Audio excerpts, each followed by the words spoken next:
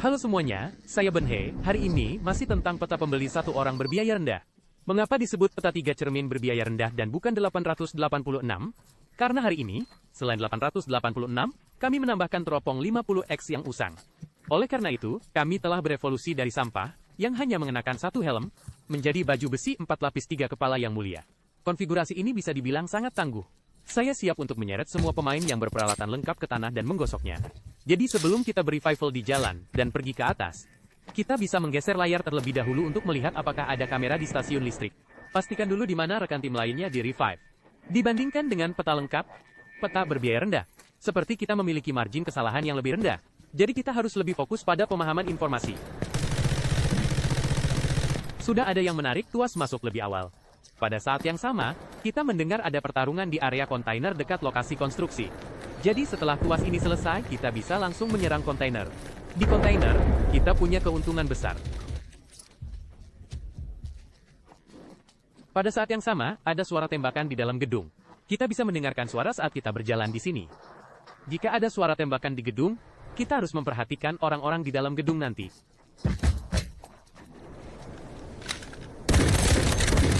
Kita bisa berjalan mondar-mandir di atas kontainer di area ini. Lihat, apakah ada orang yang mengintip dari kedua jendela ini? Perhatikan, jangan melangkah lebih jauh di tempat ini. Kita harus selalu memastikan hanya satu jendela yang muncul dalam pandangan kita. Jika tidak, mudah terjebak. Meskipun ada langkah kaki di dalam gedung ini, kami belum melihat siapapun untuk saat ini. Jadi kita fokus pada area konstruksi terlebih dahulu.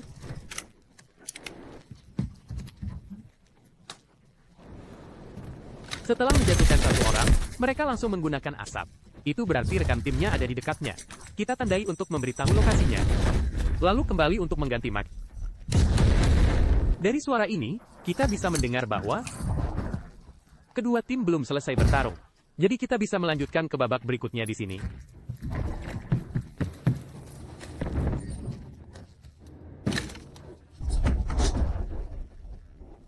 Jatuhkan satu D-Wolf. Tapi tidak yakin dari tim mana D-Wolf ini berasal. Jadi masih belum aman untuk maju.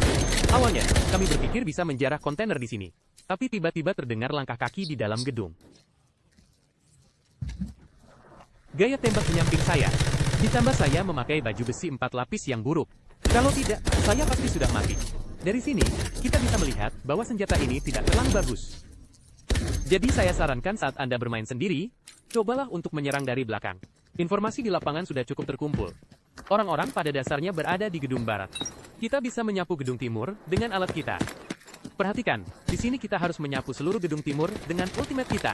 Tapi usahakan jangan menyapu gedung barat, jangan sampai mereka waspada terhadap kita.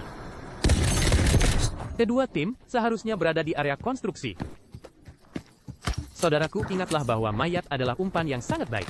Jika ada mayat, kita akan lebih berhati-hati.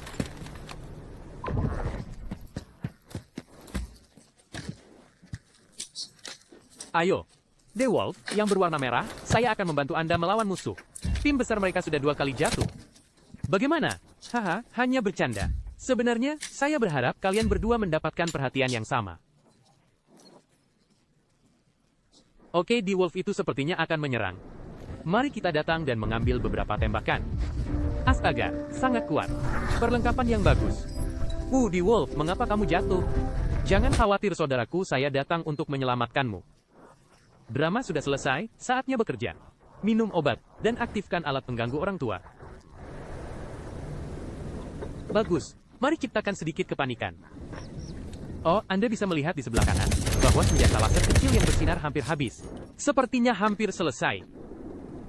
Siap beraksi, saudara-saudara. Kerja bagus, semuanya.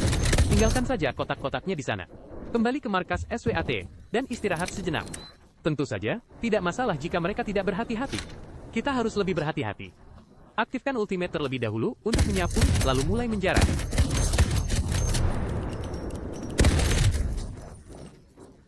Sepertinya mereka benar-benar saling menghancurkan. Baiklah, saatnya makan.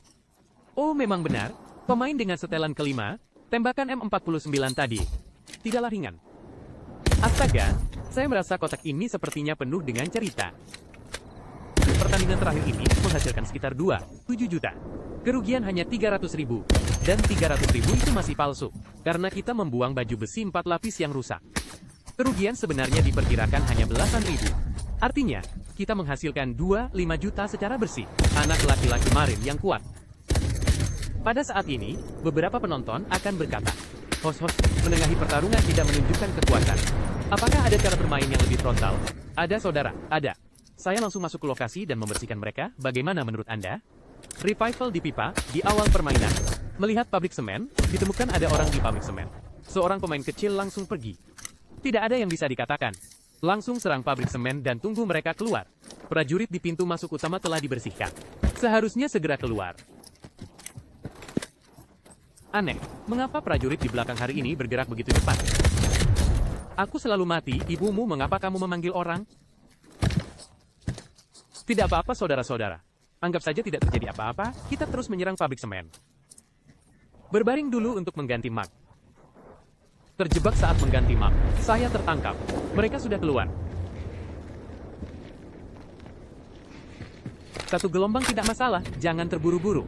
Di dalam barak, seperti menarik anjing dari pagar besi. Kita langsung ganti posisi untuk berkumpul.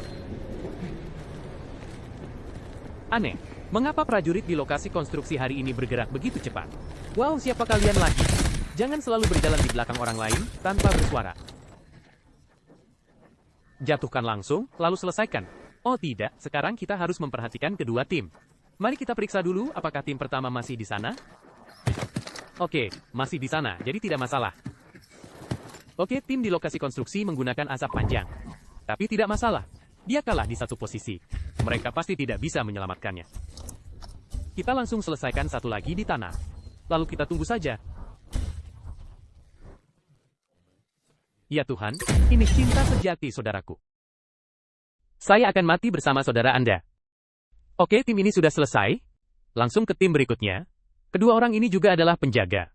Astaga, mereka tidak keluar dari pagar besi ini. Dalam situasi nyata, saya sebaiknya tidak pergi ke sana. Jika ada insinyur di sini, kita sudah bisa mengejar penerbangan berikutnya. Pemain pabrik semen sedang berjalan-jalan. Jangan anggap saya manusia dulu.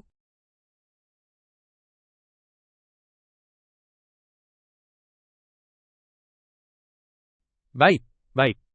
Sebaiknya kalian berdua tidak dijatuhkan olehku. Jika tidak, kalian berdua akan menderita. Baik. Hari ini saya tidak akan membunuh kalian. Sulit untuk menghilangkan kebencian di hatiku. Saudara, kita tidak perlu terburu-buru. Ganti mag dulu, lalu menjarah kotak. Saya punya 1000 cara untuk membunuh mereka. Biarkan mereka terengah-engah dalam asap dulu. Sudah cukup terengah-engah? Jika sudah cukup, saya akan menyerang sisi Anda. Ayo, langsung ke posisi. Kalian berdua? Berapa banyak orang yang telah Anda sakiti secara tidak sengaja? Bukan kakak, baju besi dan helm saya hancur, Anda tetap akan melawan saya. Memegang Ash. Saya menghormati Anda sebagai pria sejati saudara. Mari kita tukar Ash-nya terlebih dahulu. Lalu lepaskan aksesori sebelumnya. Diperkirakan orang-orang di peta sudah hampir habis. Seharusnya tidak.